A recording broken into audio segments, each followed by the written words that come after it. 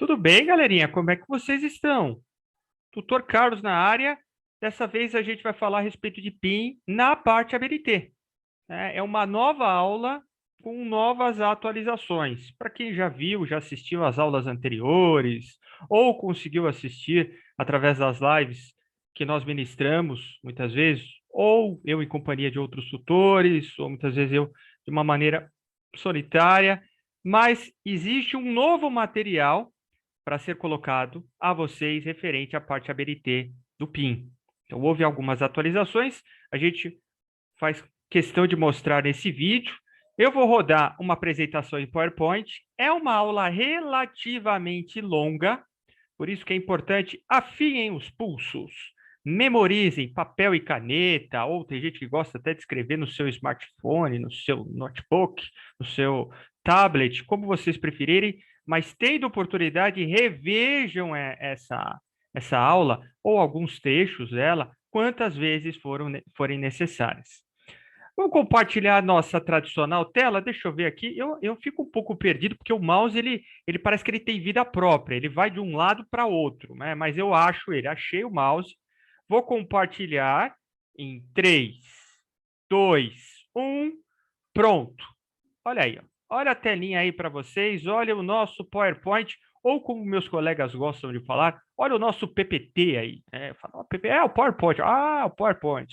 Eu às vezes preciso ser elucidado dessas siglas, abreviaturas. De qualquer maneira, olha o nosso PowerPoint aí. O objetivo é entender como funciona a parte ABNT exigida nos trabalhos. Sim, senhoras e senhores. O objetivo dessa aula é entender como a ABNT ela pode conversar com o meu trabalho do PI. Recapitulando, quando eu falo recapitulando, eu já passei esse slide em várias outras aulas e vou passar de novo. Galera, vocês não são obrigados a entender profundamente a NBR 6023, a 14724 e a 10520. Não, vocês não são obrigados, mas é necessário sim, vocês entenderem os principais pontos para compor e desenvolver o trabalho do PIN, que são: preciso diagramar o meu trabalho em papel A4. Esse papel A4 precisa ter essas margens que estão na tela. Tá? Olhe para a tela, não olha para mim, não. Faz de conta que eu sou aquela voz de fundo.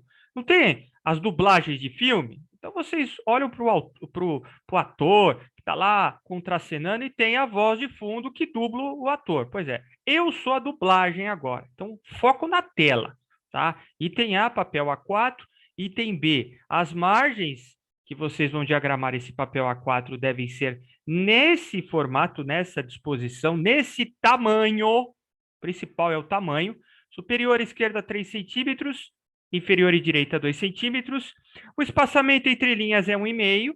A fonte, vamos de novo, eu já passei isso algumas vezes, vou passar mais uma vez. Tem gente que está tendo contato agora comigo com esse vídeo. Eu só posso utilizar dois tipos de fonte: ou Arial ou Times New Roman.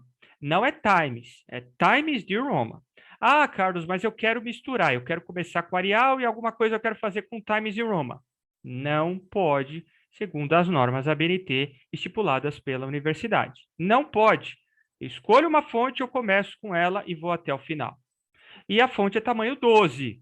Tá? Então, sempre eu vou utilizar esse tamanho, inclusive para títulos nos capítulos. Há exceções? Sim, há exceções. Capa e contracapa pode ter fontes tamanho maior. Bom, mas grande maioria é tamanho 12. As citações longas é tamanho 10. A gente vai entender o que é isso ao longo dos próximos slides. A gente vai entender o que é uma citação longa. Os parágrafos, todos os parágrafos justificados e a primeira linha com um tab de recuo. O que é esse tab? Tem muita gente que me pergunta, o que é o tab? É a tecla tab do teclado de vocês. A tecla tab do teclado do notebook ou do computador. Ou, se vocês preferirem, condicionem, determinem no Word 1,25.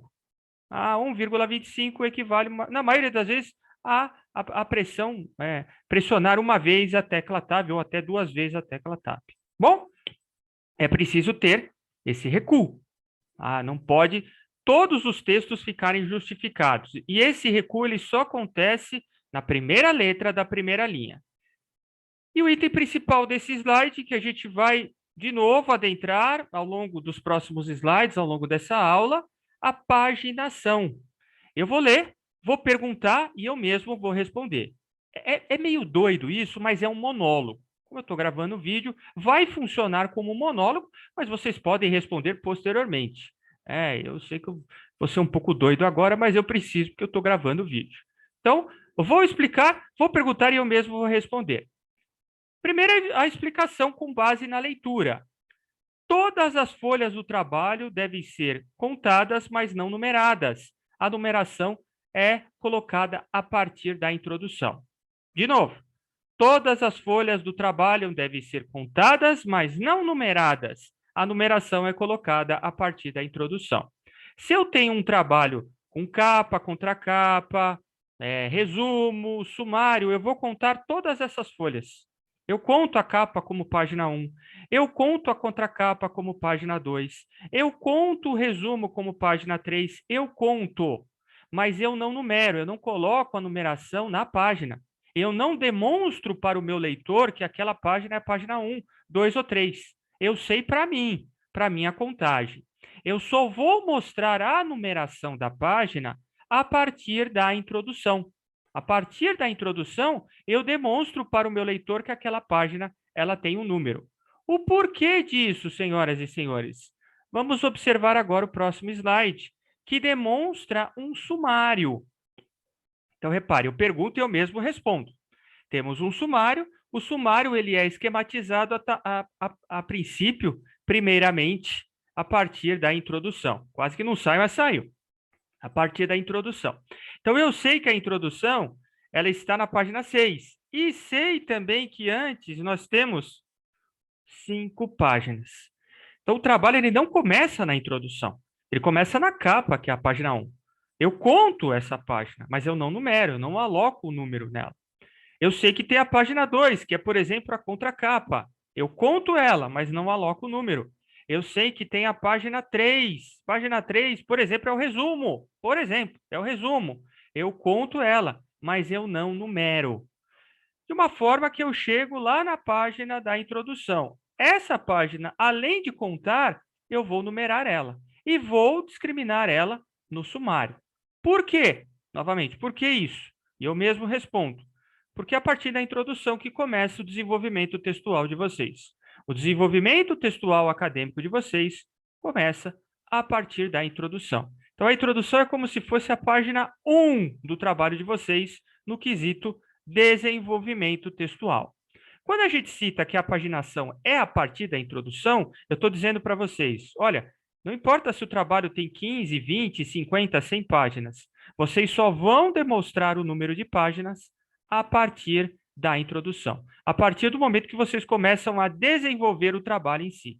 Antes, são elementos pré-textuais os quais você apresenta o seu trabalho, que é a capa, a contracapa, agradecimentos, epígrafe, resumo, lista de imagens.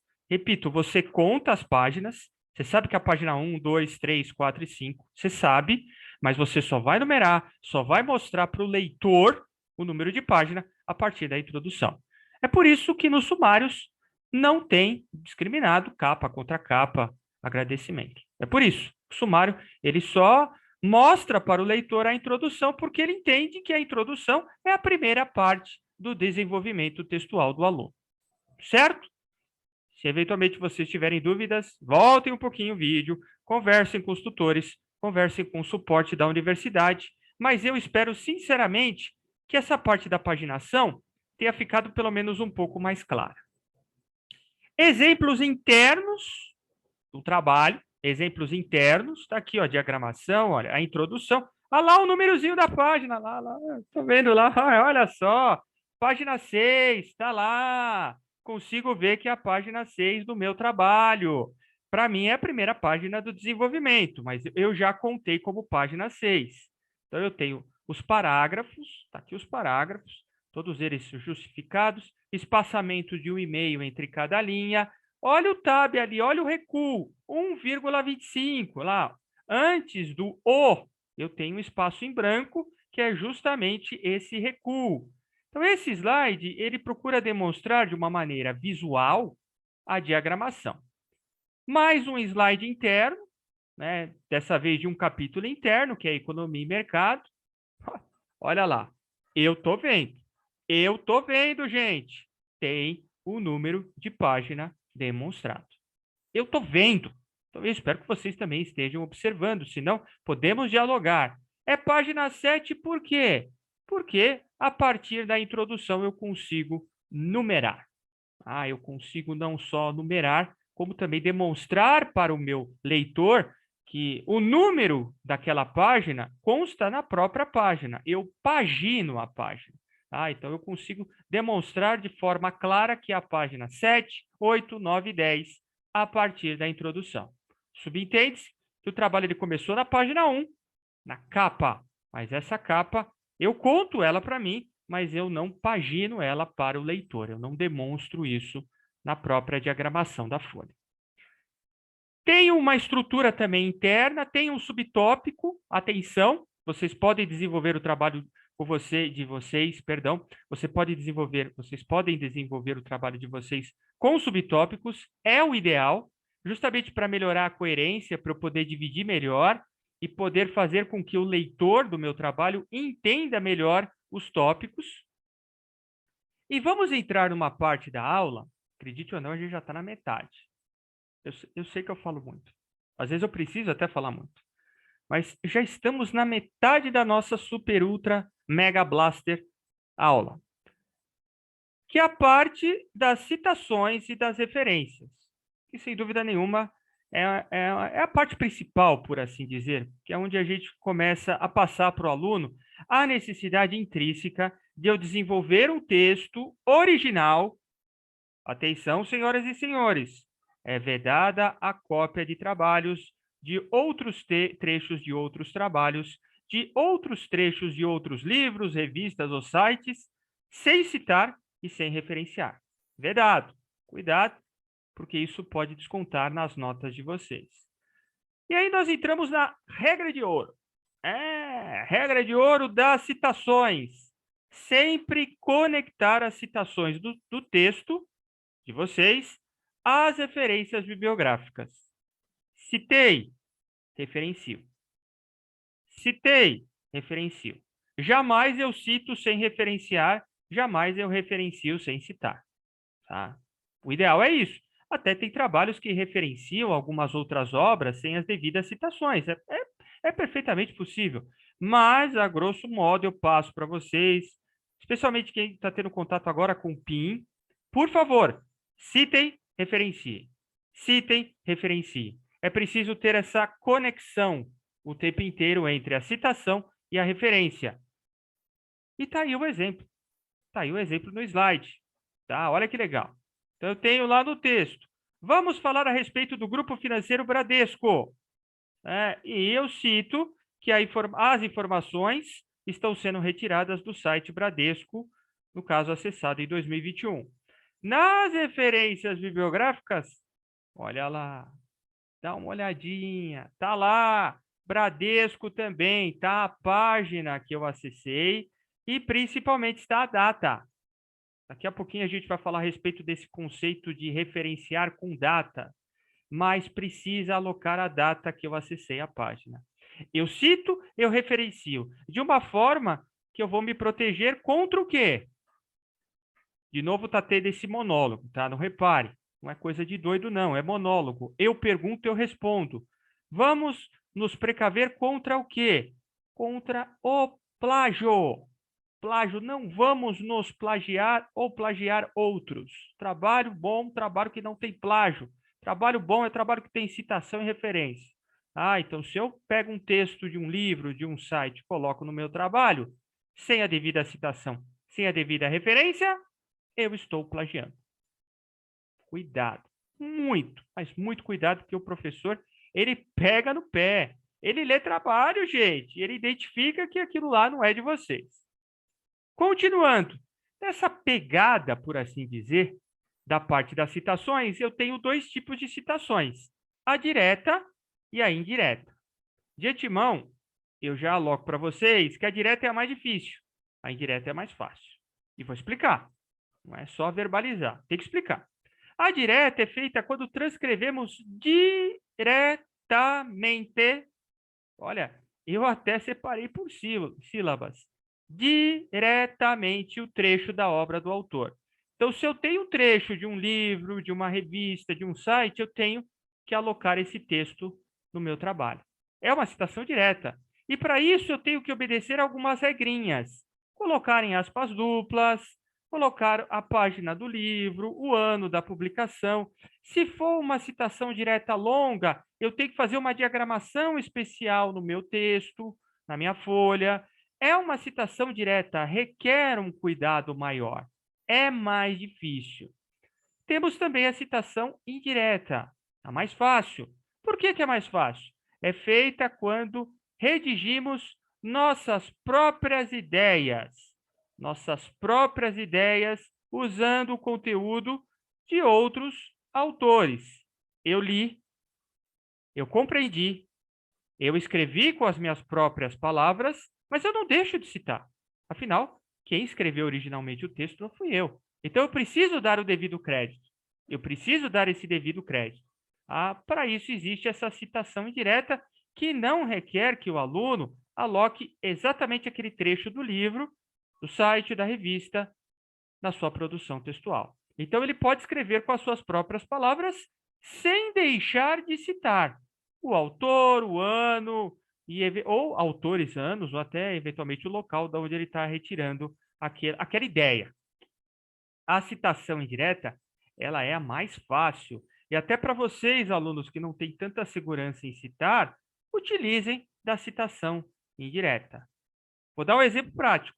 Segundo Carlos, Carlos sou eu. Segundo Carlos, abre parênteses, o ano, vamos colocar o ano atual, que é o ano de 2022, abre parênteses, 2022, é muito importante citar e referenciar no trabalho, em um trabalho acadêmico. Repare que essa frase eu criei seguindo uma citação indireta. Então, é como se um outro Carlos observasse a minha ideia e está me citando indiretamente. Segundo Carlos, abre parênteses, 2022, repare que meu sobrenome é Batista. Então, vamos melhorar essa frase, porque a gente sempre cita em cima do sobrenome, não é do nome. Então, segundo Batista, abre parênteses, 2022, é muito importante citar e referenciar em um trabalho acadêmico. Repare como fica mais fácil, fica até um pouco mais simples. A gente espera que vocês adquiram um pouco mais de segurança com o tempo. Para quem... Eu vou aumentar um pouquinho aqui, para gerar um pouco mais de conforto, gente. Para vocês não brigarem comigo, que às vezes a telinha ela fica pequena. Então, vamos lá. Deixa eu ver se eu consigo aumentar um pouquinho mais. Isso! Aê! Então, olha, vamos lá. Mais exemplos, no caso, uma citação direta longa. Então, repare, a gente está focando sempre citação indireta, citação indireta, citação indireta. Tem a citação direta longa.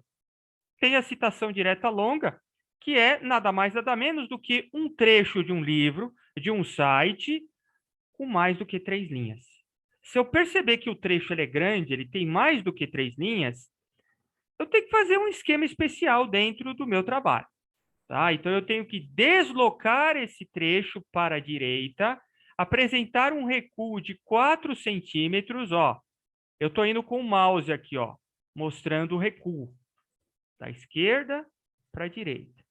Da esquerda para a direita. Então, eu tenho um recuo, quer dizer, eu trago o meu parágrafo para a direita na proporção, na medida de 4 centímetros. Esse trecho, que é a citação direta longa, ele vai ter uma fonte menor, é uma fonte tamanho 10, e o entre linhas é simples. O entre linhas é simples. Bom, então é diferente da citação indireta. Eu tenho que fazer um esquema todo especial para poder alocar esse parágrafo que tem acima de 3 linhas, como mostrado nesse slide. Tem dúvidas? Pergunte ao tutor, pergunte ao suporte. Nós vamos ajudar. O principal, gente, é citar. Esse é o principal.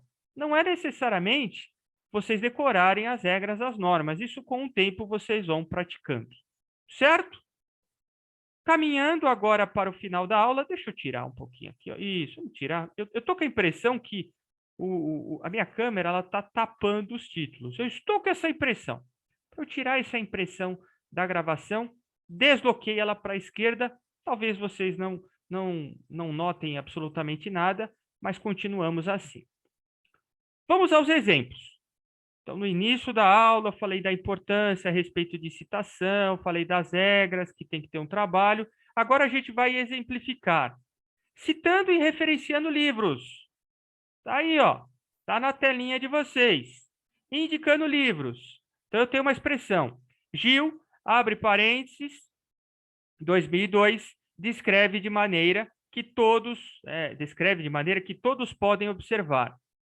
Galera, vamos entrar no conceito do monólogo. Quem é esse Gil? Quem é esse Gil?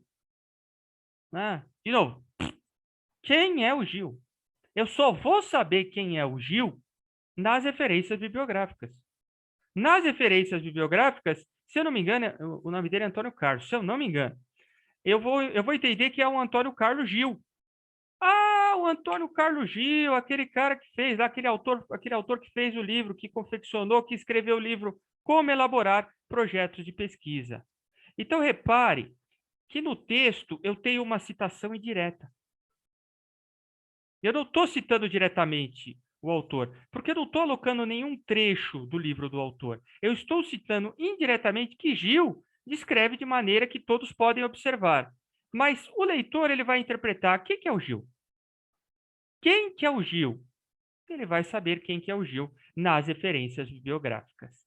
A citação do livro, a citação e as referências de um livro, ela é muito importante. Mas aqui eu aproveitei e, claro, no mesmo slide eu exemplifiquei o que é uma citação indireta e como vocês podem referenciar um livro.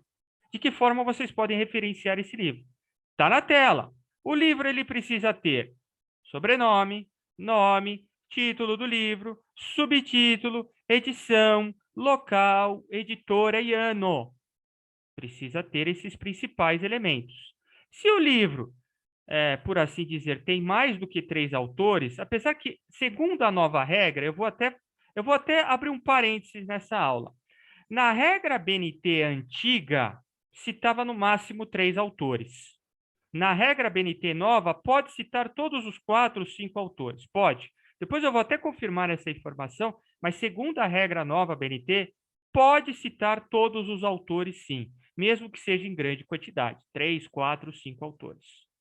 Certo? Mas é importante, por favor, observem, referenciem de acordo com essa ordem. Sobrenome, nome, título do livro, subtítulo, edição, se houver, local, editor e ano. Todo livro, no mínimo, tem um título. Todo livro, no mínimo, tem um local de publicação. Tá? Pode até... Eu conheço um caso que eu já vivenciei, um livro que não tinha autor. Era um manual. Não tinha autor. A gente não conseguia identificar autor. Olha que interessante. Mas tinha o título do livro, tinha o local, tinha o ano de publicação. Caminhando para a nossa aula, a parte final da nossa aula. Indicando citações na parte de websites, que é onde os alunos eles têm mais dúvidas.